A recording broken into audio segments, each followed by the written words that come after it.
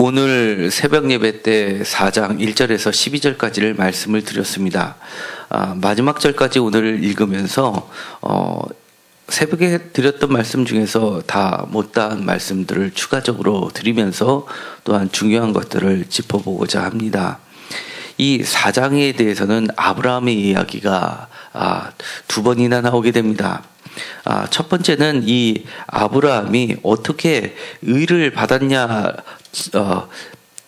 어떻게 의인이라 칭함을 받게 되었냐라는 부분을 아브라함을 통해서 이야기를 하고 있고, 그 다음에 두 번째 아브라함의 이야기를 하는 것은 아브라함에게 약속하셨던 많은 민족의 아버지가 되겠다 하셨던 그 약속이 성취됨으로써 영적인 자녀들인 믿음의 후손들이 단지 이방인, 유대인뿐만 아니라 이방인에게까지 뻗어져 나갔다는 것을 증명하고 있습니다. 이 아브라함에 대한 이야기는 사실은 우리가 보기에는 사실은 단군 신화 같은 그런 이야기일 수 있습니다. 왜 아브라함은 이스라엘 사람들에게나 해당하는 거지 이렇게 한국 사람들에게까지 이 아브라함의 이야기가 과연 무엇이 중요하냐라고 할 수가 있습니다. 그러나 오늘의 이 말씀은 단순히 혈통적인 것이 아니라 이 아브라함을 통해서 어떻게 하나님으로부터 의인을 받게 되었는지를 우리가 보게 됨으로써 우리도 똑같이 아브라함을 의롭다 하신 하나님을 믿고 그 은혜에 들어갈 수 있는 길을 우리도 배우게 됨을 보게 됩니다. 이 아브라함의 이야기를 하면서 이렇게 이야기합니다.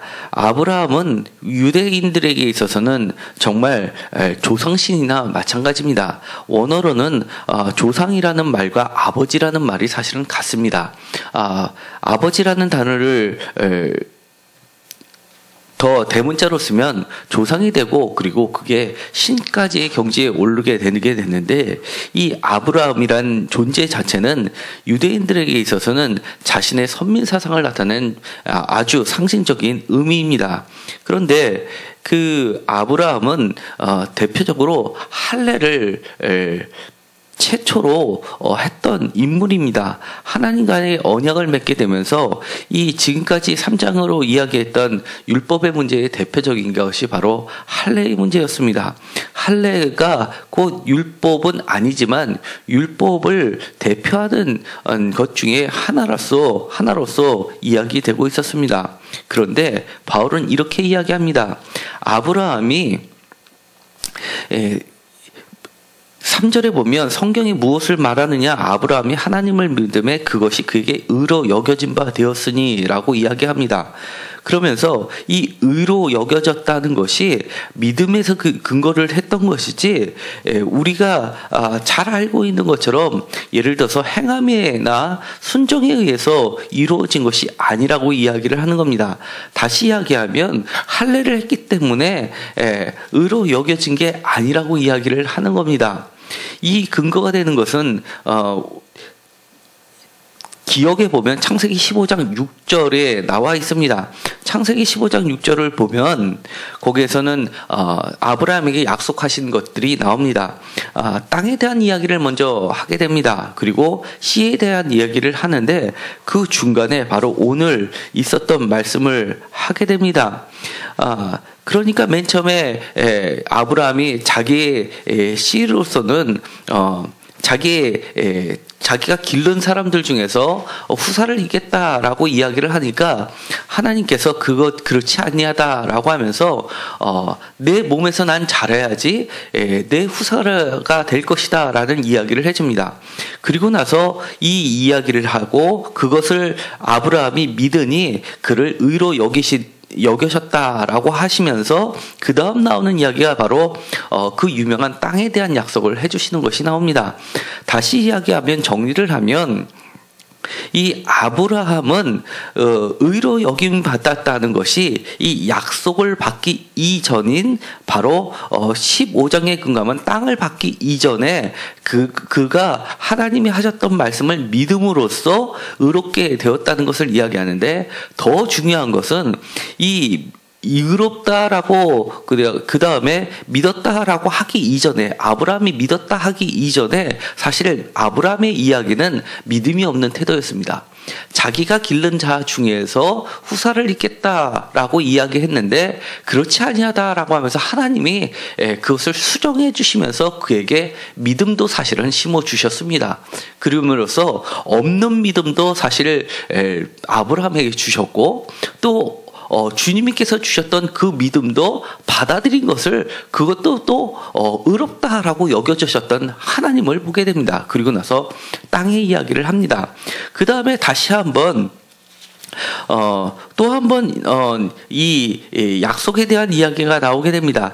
창세기 17장에 가면 또 한 번 이 후사의 약속과 땅에 대한 약속을 주시는 게 나옵니다. 이 창세기 17장에 가면 비로소 할례에 대한 이야기를 해주십니다. 그러면서 의롭다 하시면서 할례를 행하라라고 해서 아브라함이 할례를 행하는 모습을 보게 됩니다.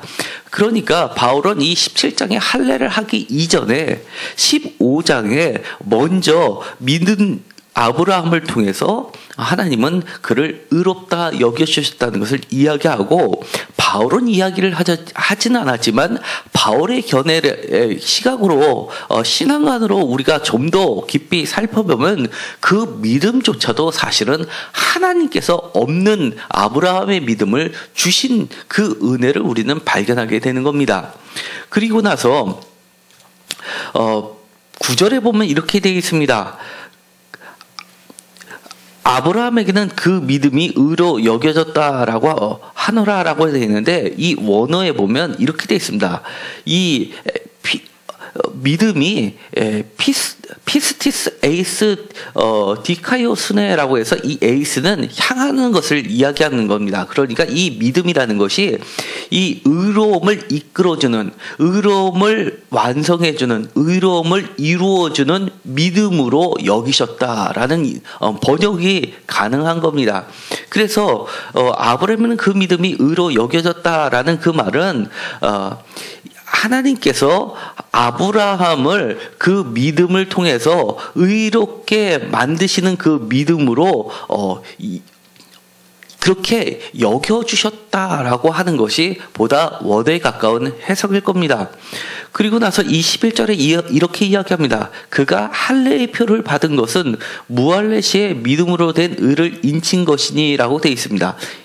여기서 할례의 표라는 건 그럼 무엇이냐라는 겁니다. 왜 아브라함이 이 15장에는 단순히 믿었는데 17장에 가서는 왜 할례를 행했느냐라는 문제가 나오게 될 것입니다. 그 할례에 대한 해석을 바울은 이렇게 하는 겁니다. 15장의 약속과 17장의 약속은 사실 같습니다. 그런데도 불구하고 15장에는 없었던 할례가 17장에는 할례라는 것이 나오게 되는데, 거기서는 이 할례를 단순히 표라고 하는 겁니다.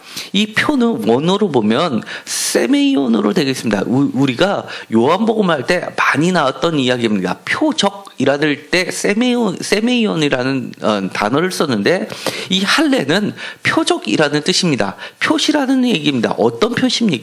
바로 믿음이 있는 자, 의롭다 여김을 받은 자라는 징표라는 이야기가 되는 겁니다. 할례를 함으로써 의롭게 됐다는 것이 아니라 의롭게 여겨졌다라는 표를 할례라는 것으로 표시를 해줬다는 것이 되는 겁니다. 그러면서 이 할례의 표를 받은 것은 무할례 시에 믿음으로 된 의를 인친 것이다 라고 할 때, 이 인이라는 것은 도장을 찍다라는 것입니다. 양들이나 소들을 방목할 때 이 도장들을 찍으면서 각기 다른 표식을 하면서 양이나 소를 구분한다고 합니다. 그러니까 이 인을 친 것은 소유를 이야기하는 겁니다. 그래서 바울이 이해한 의, 하나님의 의라는 것은 하나님의 자녀의 범위 안에 들어간다는 표시가 되는 겁니다. 정체성을 나타내주는 것이 되는 겁니다. 그렇기 때문에 이 이야기를 하면서 이 7절에서 다윗의 이야기를 합니다. 다윗을 가지고 아브라함처럼 표징으로 삼지 않고 다윗은 단순히 아브라함의 의로운 과정을 증명해주는, 그 다음에 뒷받침해주는 사람으로만 쓰고 있습니다. 이 다윗이 이렇게 이야기합니다. 불법이 사함을 받고 죄가 가리워짐을 받는 사람은 복이 있고 주께서 죄를 인정하지 아니하신 사람은 복이 있도다라고 하는 이 복이 있도다라는 말은 마치 마태복음에서 뭐뭐한 사람은 복이 있나니라고 하는 것처럼 마카리오이를 쓰고 있습니다. 마카리오스라는 형용사를 마태복음에서 썼지만 여기에서는 명사형으로서 사람을 쓰고 있은 차이지만 그 형식은 비슷합니다. 이 첫 번째는 이렇습니다. 불법이 사함을 받고 죄가 가려짐을 받는 사람, 이 사람은 복이 있다는 겁니다. 의롭다 칭함을 받은 것을 이렇게 해석하는 겁니다. 불법, 의롭지 아니한데도 불구하고 사함을 받았고 죄가 있음에도 불구하고 죄를 덮어주는 사람, 덮임을 받는 사람은 의로운 사람이라고 보는 겁니다. 주께서 그 죄를 인정하지 아니하실 사람, 이것이 바로 의인이라고 이야기를 하는 겁니다. 그가 죄가 있는데도 불구하고 너에게 죄를 묻지 않겠다라고 하는 하나님의 은혜를 보게 되는 겁니다. 그런 사람은 복이 있다라고 하는 겁니다. 그렇기 때문에 그 아브라함이나 의롭다라고 여겨지는 믿음의 조상인 아브라함이나 그들이 현재 유대인들이 이방인을 두고 의로운 사람이 아니라고 하는 사람이나 사실 아브라함이나 차이가 없다는 겁니다. 차이가 없는데도 불구하고 믿음 때문에 하나님께서는 그를 의인이라고 불렀을 뿐이지 행함이 있어서 그리고 할례가 있어서 그를 의인으로 불렀다는 것이 아니라고 하는 겁니다. 아주 중요합니다. 이 할례를 하나의 표식으로 이야기했다는 것은 바울이 율법과 믿음의 관계를 설명하는 매우 중요한 단어입니다. 이것은 나중에 확대돼서 로마서 뒤쪽에 가면 12장부터 그 뒤에 가면 이 여러 가지 윤리에 대해서 나오게 됩니다. 그러면 이 윤리는 율법과 같은 행함이 아니냐, 할례와 같은 율법이 아니냐라고 이야기할 줄 모르지만 바울에게 있어서는 그것은 어떤 행함의 기준이 되는 율법으로 의롭게 되는 것이 아니라 이것처럼 믿음이 있는 자의 인침, 그리고 도장과 같은 것이 바로 윤리라고 하는, 기독교 윤리라고 하는 것입니다. 이 하나님으로부터 의롭다 여김을 받은 사람들의 표식이 바로 그렇게 덕목에 해당하는 것이지 그 덕목을 행함으로써 구원에 이른다라고 보는 것이 아니라는 겁니다. 그렇기 때문에 이 바울에게 있어서는 이 율법과 믿음이라는 것이 율법이 패하는 믿음이 아니라 율법을 완성하는 믿음이라는 것을 우리는 알 수 있게 됩니다. 또한 두 번째 12절 이후부터 나가는 조상의 이야기를 다시 한번 합니다. 12절에 우리 조상 아브라함이라고 하면서 다시 한번 13절에 그것을 받으면서 어떤 식으로 발전시키냐면 이 아브라함을 어떻게 하나님께서 만들어 주셨는지를 보여주는 겁니다. 그것이 바로 많은 민족의 조상으로 삼으셨다는 겁니다. 17절입니다. 기록된 바 내가 너를 많은 민족의 조상으로 세웠다 하신가 같으니 라고 이야기합니다. 이 많은 민족의 조상으로 세웠다라고 하는데 그것조차도 이 할례 때문에 또는 행함 때문에 하는 것이 아니라 그가 믿음 때문에라는 겁니다. 하나님은 죽은 자를 살리시며 없는 것을 있는 것으로 부르시는 이시기 때문에 아브라함이 바랄 수 없는 중에 바라고 믿었으니 라고 하면서 이 바랄 수 없는 중에 바랬던 그 믿음 때문에 그를 민족의 조상으로 만드셨다라고 하는 겁니다. 여기서 중요한 표현이 있습니다. 민족의 조상이라고 하면 한글로 번역됐을 때는 아무런 우리가 알고 있는 것처럼 아브람에서 아브라함으로 바뀌는 그 뜻을 아무런 이상하지 않게 우리가 이해할 수 있습니다. 그러나 헬라어로 읽으면은 약간 다르게 뉘앙스가 바뀝니다. 여기서 사용됐던 많은 민족의 조상할 때 이 민족은 에뜨네를 사용하는데 이것은 민족으로 번역을 하지만 또 이방인으로도 번역이 되는 겁니다. 그러니까 이 똑같은 단어인데도 두 가지 뜻으로 쓰일 수 있는 단어를 굳이 바울은 선택해서 이 유대인과 이방인, 유대인 크리스찬과 이방인 크리스찬, 헬라파 크리스찬으로 구성되어 있는 로마 교회 성도들에게 이 아브라함의 공통적인 이야기를 하면서 유대인의 편에서 이야기하는 것 같지만 그 아브라함은 이방인의 조상으로 만드신 하나님이라고 정의를 해버린 겁니다.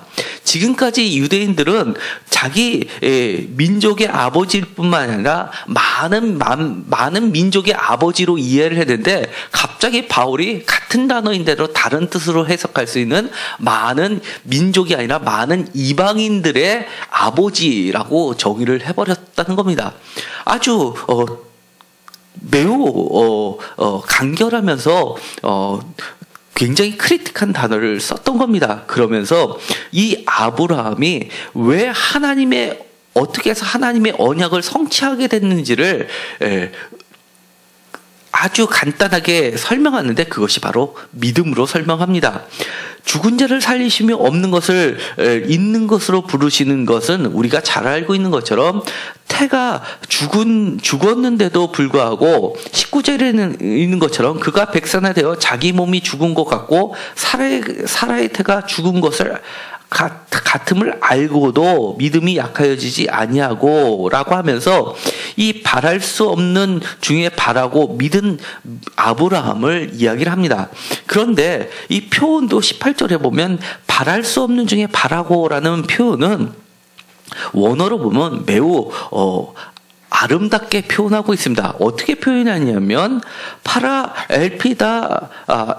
LPD라는 말을 쓰고 있는데 LPD는 희망입니다. 그 앞에 파라와 F라는 단어, 에피라는 단어를 써서 이 파라는 넘는 걸 이야기하는 겁니다. 희망을 건너가서 희망을 지나쳐서 희망과 반대하여 희망을 벗어나서 에피는 우리 지금의 온과 같은 겁니다.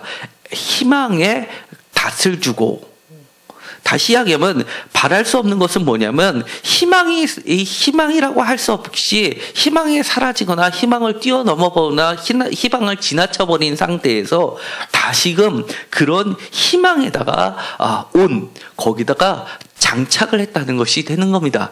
그러니까 바랄 수 없는 중에 바라고라고 우리가 번역했지만 이것을 원어대로 바울이 이야기하는 것은 희망이 전무한 것에 희망을 두었다는 겁니다.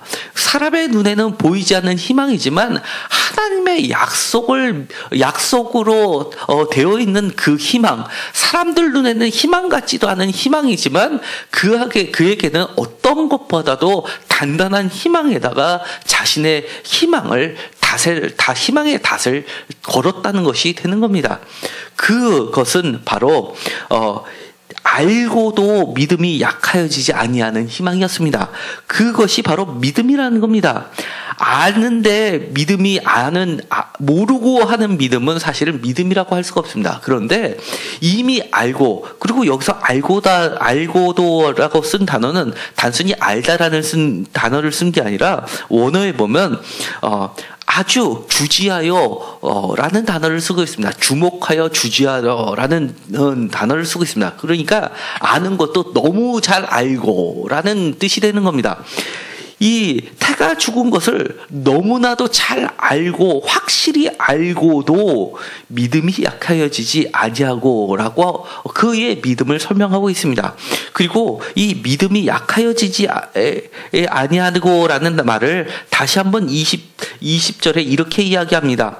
하나님의 약속을 의심하지 않고라고 이야기합니다. 이 하나님의 약속에 닷을 둔 것은 그것을 의심하지 않았기 때문이라는 겁니다. 의심하다라는 단어도 원어를 보면 이렇게 표현합니다. 판단이 나누어지지 않고라고 표현되어 있습니다. 그러니까 마음이, 판단이, 정신이 갈기갈기 찢어지지 않고 흩어지지 않고 묶어서 집중한 마음으로 그것을 붙잡았다고 하는 것이 되는 겁니다. 그것을 바로 믿음이라고 이야기하는 겁니다. 믿음이 없지 않다라고 이야기하는 겁니다. 믿음이 있다라고 이야기하는 겁니다. 뿐만 아니라 그것을 21절에 보면 약속하신 그것을 또한 능히 이루실 줄을 확신하였으니라고 하는데, 이 확신하였으니라는 단어도 보면 바울이 쓴 단어도 단순히 확신하였다, 확증하였다라는 단어를 쓴 것보다도 가득 차서 넘친다라는 단어를 쓰고 있습니다. 그래서 이것이 너무나 하나님께서 이루실 거라는 생각이 가득 찼기 때문에 다른 것이 끼어들 틈이 없는 그런 상태를 이야기하고 있습니다.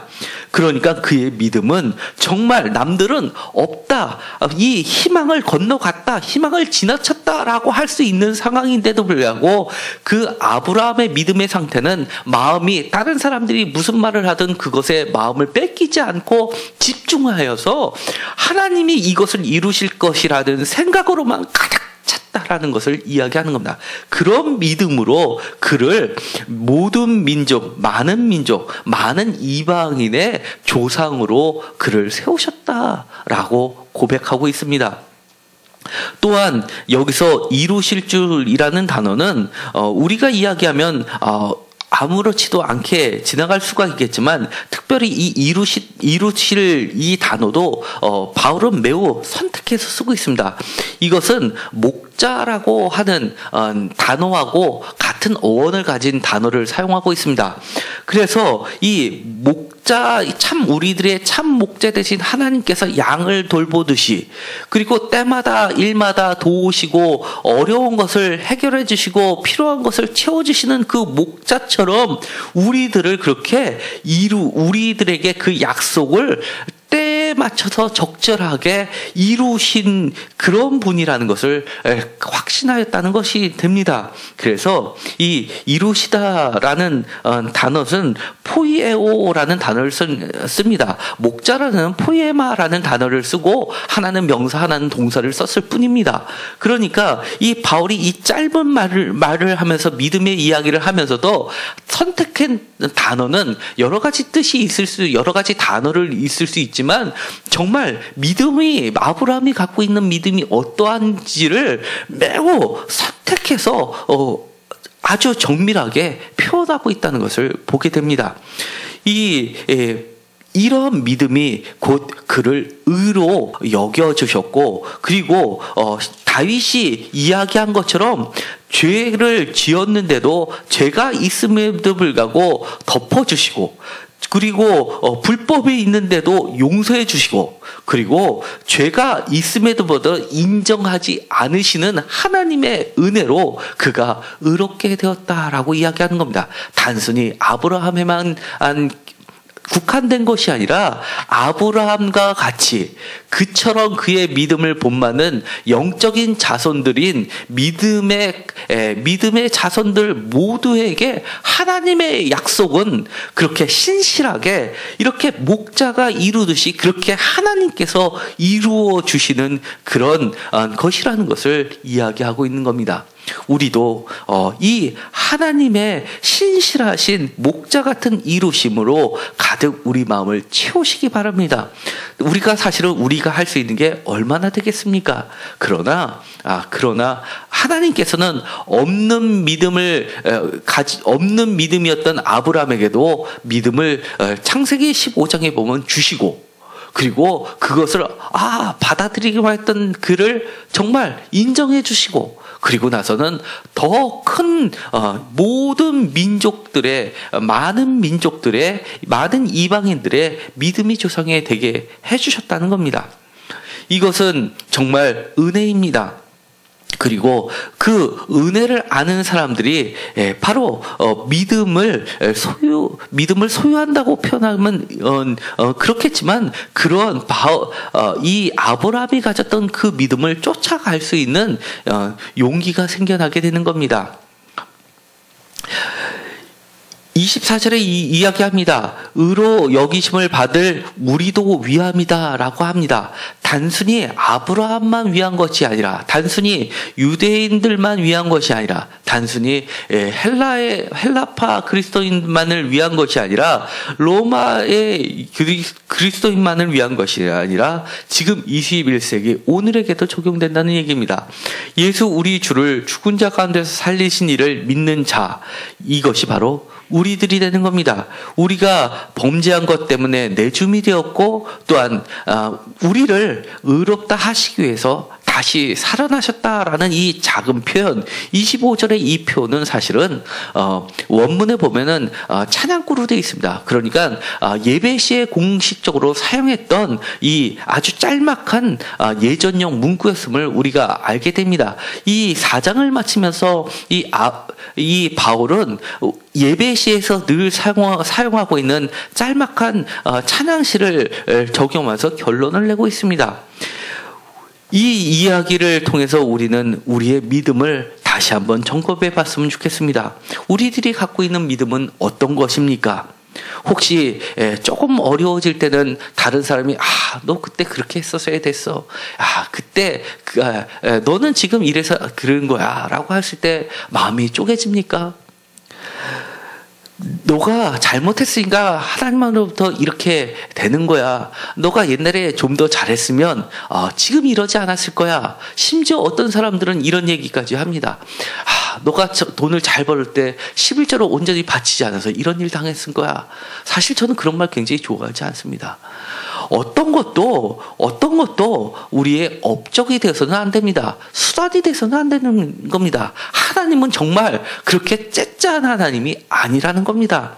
정말 우리가 죄가 있음에도 불구하고 우리를 의인이라 인정하시는 그 크신 하나님이라는 것을 믿으시고, 지금 우리가 어떠한 믿음을 가지고 있느냐가 더 중요하다는 것을 분명히 아시기 바랍니다. 사실 이 로마서의 가장 큰 은혜는 우리를 가장 기본으로 돌려 세우고 있다는 겁니다.